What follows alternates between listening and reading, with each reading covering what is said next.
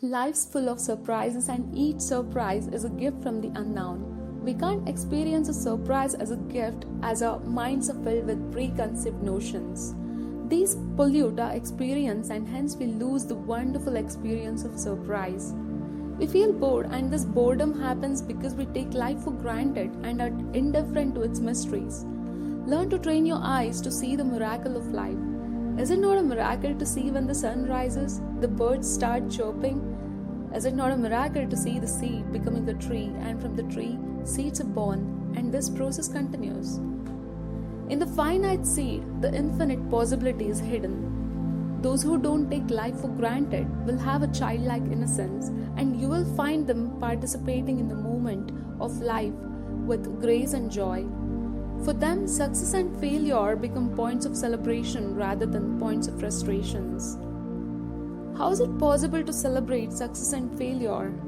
The ordinary paradigm is when you're successful, there's greed to be more successful. This greed makes you look at the other as a threat and a competitor. When there's failure, instead of learning from failure, you whip yourself with self-pity. One could celebrate one's failures as opportunity to learn.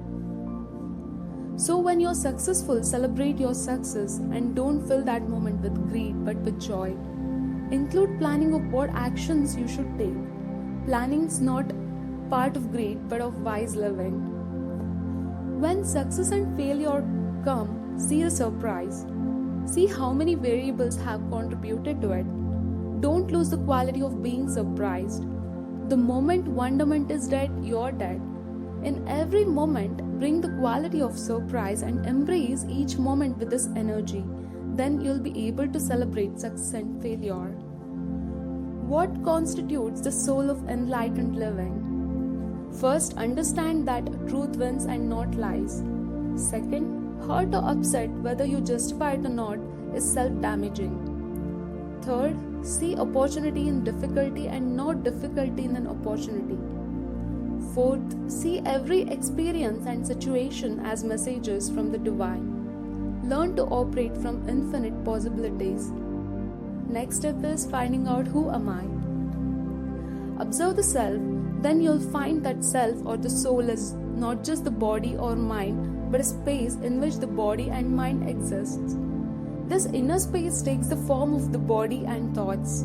Similar to the space in the room appears to be limited by the room, but room exists in space.